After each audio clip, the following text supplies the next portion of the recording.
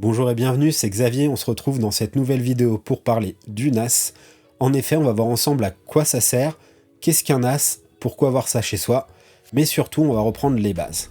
Donc pas de configuration avancée dans cette vidéo, on va s'intéresser aux bases. Pourquoi? Parce que comme ça je suis sûr que lorsqu'on vous dira qu'un NAS peut avoir de l'agrégation de liens, du multi-gig, des systèmes de RAID ou bien encore différents types de baies, tout ça, ça va vous parler. Ça va aussi vous aider à faire un choix lors de votre achat et vous ne serez plus confronté à vous dire mais qu'est-ce que tous ces termes techniques?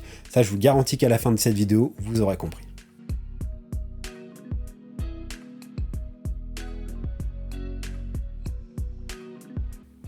Alors, qu'est-ce qu'un NAS? Un NAS veut dire en anglais Network Attached Storage.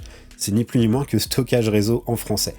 Imaginez-vous, pour faire simple, un ordinateur qui serait dédié à la gestion de vos données et de vos fichiers, qui permettrait de tout centraliser, de les organiser et de les rechercher. Donc là, vous allez me dire, oui, mon ordinateur, il fait déjà ça avec mes disques externes ou autres. Vous allez voir que c'est pas forcément pratique d'avoir plusieurs disques externes. Là, le NAS va tout centraliser. Dans le cas où vous avez déjà un hébergeur cloud, pourquoi avoir vos données ailleurs alors que j'ai déjà un cloud? Eh bien en fait, peut-être au niveau de votre vie privée. Vos données actuellement sont en Europe, en France, aux États-Unis. Dur de savoir. En plus de ça, un provider cloud, ce n'est pas non plus un système de backup. Il suffit de lire leurs conditions générales d'utilisation et vous verrez que la garantie de vos données n'est pas certaine. Alors certes, aujourd'hui, ils sont très fiables, n'empêche qu'en cas de piratage de votre compte, vous pouvez avoir une grande perte de données.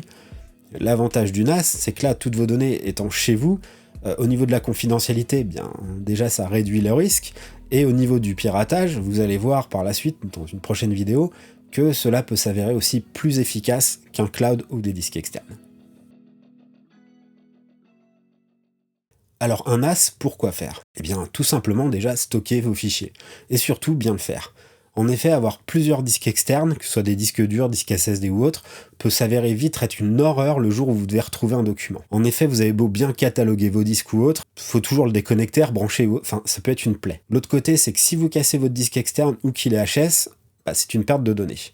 Le NAS, vous allez le voir dans la suite de cette vidéo, ayant plusieurs disques vous permet d'avoir une sécurité au niveau de vos données. Alors j'ai pas dit que c'était un backup, attention, mais comme il y a une redondance au niveau des disques, vous pouvez avoir une perte d'un disque sans forcément perdre toutes vos données.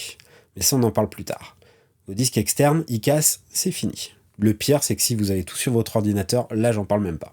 Alors l'avantage du NAS aussi par rapport, j'ai envie de dire, au cloud, aujourd'hui, c'est que votre NAS est en local. Donc l'accès à vos fichiers sera souvent plus rapide, mais aussi dans le cas où votre ordinateur ou vos disques externes lâchent, et là vous auriez vos données du cloud dedans, ça veut dire devoir les resynchroniser depuis le cloud. Le problème, c'est que même avec la fibre optique, ça peut prendre beaucoup de temps, surtout si vous avez plusieurs gigas, voire téras de données en ligne. Je vous propose que maintenant on regarde à quoi ressemble physiquement un NAS et de quoi c'est composé. Pour ça, je vais prendre la petite bestiole à côté de moi. Donc voilà, donc là c'est un NAS 2 baies. Pourquoi 2 baies? Eh bien parce qu'il y a 2 baies de stockage, 2 emplacements pour les disques durs. Donc vous pourriez en avoir 4, donc 2 à côté, donc le NAS sera un peu plus large, ce qui permettrait d'avoir 4 disques durs. On peut en avoir 10 aussi, pourquoi pas, etc. Donc les baies représentent le nombre de disques qu'un NAS peut avoir. Donc comment se compose une baie? Eh bien, vous voyez ici, là il y a un petit lock, donc pour ça, il y a une petite clé. Pratique si vous avez des enfants ou autres. Alors pour le vol, on va pas trop y penser, mais pour les enfants qui voudraient jouer avec, parce que vous voyez, si c'est pas sécurisé, hop, ça s'ouvre. Donc vous prenez votre petite clé, vous la mettez dans le tiroir, vous déverrouillez, et là les disques sont en mode ouvert, comme on peut le voir. Donc ça veut dire que là, je vais pouvoir extraire mes disques durs assez facilement, et comme vous pouvez le voir, dedans, j'ai un disque, voilà, et ni plus ni moins qu'ici, un deuxième disque. Alors, les petits patins que vous voyez là, je vous le dis, c'est une petite astuce, si jamais vos disques vibrent un peu, sur certains NAS, ça peut arriver, mettre des petits patins en feutre évite les vibrations. Voilà, c'est juste la petite info. Donc pour la suite du NAS, comme vous pouvez le voir, alors je vais vous montrer plus en détail l'intérieur par la suite. Là, ici, donc, on peut voir la carte mère, je ne sais pas si vous la voyez. Là, on peut apercevoir la partie radiateur pour le processeur. Et si on regarde, je ne sais pas si je peux vous le montrer, sur le côté ici, là, il y a l'emplacement pour la mémoire RAM. Donc sur ce NAS, j'ai de la mémoire RAM intégrée, 2 Go, et j'ai 4 Go, une barrette donc de 4 Go ici en plus, pour avoir 6 Go de RAM. ce qui est amplement suffisant pour mes usages. Donc dans ce petit boîtier, vous avez donc la caisse, logique en acier. Derrière, vous allez retrouver la ventilation pour ventiler le tout. Alors, je vous rassure, c'est plutôt silencieux. Honnêtement, moi, il est en mode silence et je l'entends pas. Donc, concernant la partie réseau, on va avoir 2 ports, dans mon cas, 1 gigabit, sachant que vous pouvez avoir ce qu'on appelle du multi-gig, c'est-à-dire que vous pouvez avoir des ports qui soient de 2,5 gigabits, par exemple, ou même 2 ports 10 gigabits, ou un port 10 gigabits en plus avec une carte d'extension qu'on peut mettre sur certains NAS, pour avoir justement du 10 gigabits. Ensuite, vous allez avoir donc ici la petite prise pour l'alimentation. Ici, 2 ports USB pour brancher un disque qui pourrait vous servir par exemple pour rapatrier des données sur votre NAS ou bien encore pour servir de sauvegarde. Je me sers d'un des ports aussi par exemple pour brancher mon onduleur, et je ferai une vidéo là-dessus, qui permet en fait, en cas de coupure de courant, que le NAS ne s'éteigne pas brutalement pour éviter de perdre des données. Donc il est relié à l'onduleur, comme ça il est informé en temps réel de la part de l'onduleur quelle autonomie de batterie il reste et quand il doit s'éteindre. Ici, là, il y a un petit port supplémentaire qui permet de rajouter une extension sur cette gamme de NAS pour augmenter le nombre de disques et donc augmenter la capacité de stockage du NAS, bien évidemment sans perdre les données qu'il y a déjà dessus. Donc pour en revenir au départ, alors là j'ai déjà remis les disques. Moi c'est un 2 baies, ce qui me permet de faire du RAID 0 ou du RAID 1, et vous pouvez avoir des 4 baies par exemple qui font du RAID 5 voire du RAID 6. Il y a aussi le RAID 10. Alors, je vais vous expliquer tout ça. Le RAID, c'est ni plus ni moins, donc là je vous mets une petite boîte de dialogue pour vous dire ce que ça veut dire, que là dans mon cas, je vais avoir 2 disques par exemple de 3 Tera, et en fait chacun des disques va avoir exactement les mêmes données. Donc pour vous c'est invisible, mais vous allez avoir donc 2 disques de 3 Tera pour 3 Tera de capacité de stockage maximum. Pourquoi ? Parce qu'il y a un disque, effectivement, qui servira de sauvegarde, entre guillemets, de l'autre disque. Donc vous pouvez aussi faire ce qu'on appelle du RAID 0, que je ne recommande pas, sauf si vous cherchez absolument les performances et que les données, vous vous en moquez un peu, mais dans ce cas-là, je pense qu'il vous faudra un autre type de NAS avec du multi-gig, pour le coup, pour écrire beaucoup plus vite. C'est-à-dire que le RAID 0, on va écrire les données en même temps sur les 2 disques. Donc imaginez-vous que votre fichier, les données dedans, fasse A, B, C, D, c'est un exemple, eh bien il y a A et B qui vont s'écrire sur les disques, C et D, et en même temps. Donc on multiplie la vitesse de lecture et d'écriture. Donc vous allez pouvoir aussi faire du RAID 5 ou du RAID 6 si vous avez un NAS 4 baies. Alors le RAID 5 c'est à partir de 3 disques. En fait vous allez avoir 3 disques sur lesquels vous allez pouvoir lire et écrire, et en fait chacun des disques servira de sauvegarde. Donc c'est à dire que sur 3 disques vous ne pourrez en perdre qu'un seul. Si vous en perdez 2, vous perdrez vos données. Concernant le RAID 6, eh bien c'est comme le RAID 5, seulement il faut 4 disques minimum. Pourquoi ? Puisqu'il y aura 2 disques qui serviront à pouvoir récupérer vos données si 2 autres disques venaient à lâcher. Alors, l'avantage et l'inconvénient, mais c'est toujours à vous de le définir, c'est est-ce que vous préférez la sécurité de vos données et moins d'espace de stockage, ou avoir le maximum d'espace de stockage et donc une sécurité qui sera moindre. L'exemple avec le RAID 5 et le RAID 6. Donc comme on vient le voir, le NAS c'est ni plus ni moins qu'une sorte de petit ordinateur qui est souvent équipé, vous le verrez, de processeurs qui ne sont pas, disons, très puissants par rapport à votre ordinateur de bureau. Pourquoi ? Parce qu'en fait, ces processeurs-là sont étudiés pour gérer ce qu'ils ont à faire, mais surtout pour éviter de consommer trop de courant. Donc le but, c'est pas non plus d'avoir une bête de course qui fera tourner les derniers jeux vidéo, c'est pas son rôle, c'est de bien gérer vos fichiers et de pas consommer trop de courant. Alors maintenant qu'on a vu à quoi ressemblait un NAS, on va voir comment bien le choisir.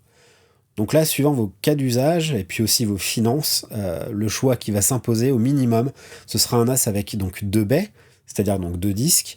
Là, je vous recommande minimum 3 Tera de stockage, voire 4 Tera, parce qu'effectivement, dans le temps, vous allez voir que vous allez pouvoir le garder. Moi, le mien, ça va faire 6 ans, si je dis pas de bêtises, que je l'ai. Donc certes, c'est un investissement, mais qui, vous le verrez, dans le temps, peut vite se rentabiliser. Donc minimum 2 disques. Je vous recommanderais aussi minimum 2 ports réseau. Tous les NAS aujourd'hui ne sont pas équipés de ports réseau multi-gig.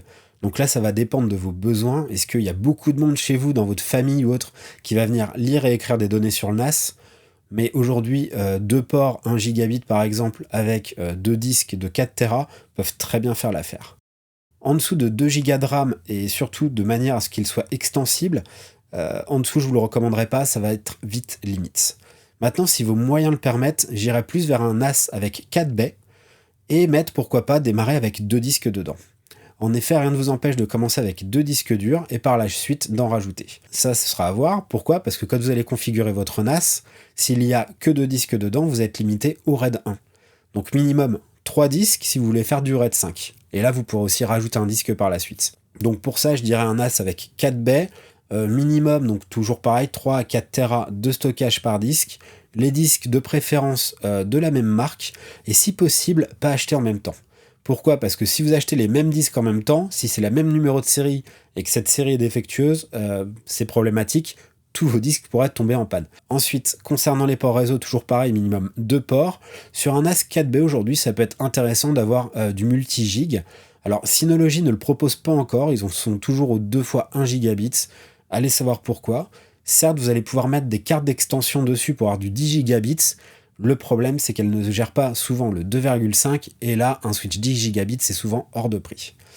Donc, 2 fois 1 gigabit peuvent suffire, sinon côté QNAP, ils proposent du 2,5 gigabits. Pour le reste, je dirais sur des NAS 4B, minimum 4 Go de RAM, voire 8 aujourd'hui. Pourquoi? Parce que quand vous allez prendre goût à l'utilisation, et peut-être avec les vidéos que je vais faire, vous allez voir que on peut déployer beaucoup d'applications, s'en servir pour faire plein de choses, et la RAM peut vite arriver à manquer. Je voulais faire une petite aparté concernant la marque QNAP. Ce qui se passe, c'est qu'ils ont subi une faille de sécurité qui était vraiment pas sympa, où un crypto-programme pouvait encrypter vos données. À savoir que cette faille a été corrigée depuis, ça a un peu terni la marque. Ça peut arriver à toutes les marques malheureusement. Donc là, certes, QNAP a un peu à se redorer le blason, mais honnêtement, c'est une marque qui a toujours su faire face, qui a apporté des correctifs depuis, et réduire sa gamme de choix face à une faille de sécurité qui a été corrigée, je trouve ça un peu dommage. Pourquoi? Parce que malheureusement, aujourd'hui, tout le monde peut subir une faille de sécurité. Alors j'espère que cette vidéo vous aura permis de mieux comprendre les termes techniques et à quoi ressemblait un NAS, comment il fonctionne. J'espère que vous aurez bien compris tout ça, parce que pour les prochaines vidéos, on va en avoir besoin. Si vous avez choisi d'acheter un NAS, je vais faire une série de vidéos donc là-dessus qui va vous permettre de l'utiliser au mieux, c'est le but. N'hésitez pas à vous faire plaisir, à me dire dans les commentaires si vous avez choisi de passer à l'acte et d'acheter enfin votre premier NAS. N'hésitez pas à me dire aussi si, lors de la configuration de ce NAS-là, vous hésitez. Sur les différents sites des fournisseurs de NAS, vous allez retrouver souvent des petits formulaires qui vous aiguillent pour choisir un NAS. Alors n'oubliez pas ce que j'ai dit dans la vidéo, parce que des fois leur choix est un peu léger face à ce que vous pourriez faire avec dans le temps. Donc pensez que c'est un achat dans le temps et pas un achat immédiat. Donc autant avoir quelque chose d'un petit peu surdimensionné que tout de suite trop bas où vous allez être vite limité. Donc n'hésitez pas à me dire si cette vidéo vous a plu. Sur ce, je vous dis à bientôt pour une prochaine vidéo. Ciao!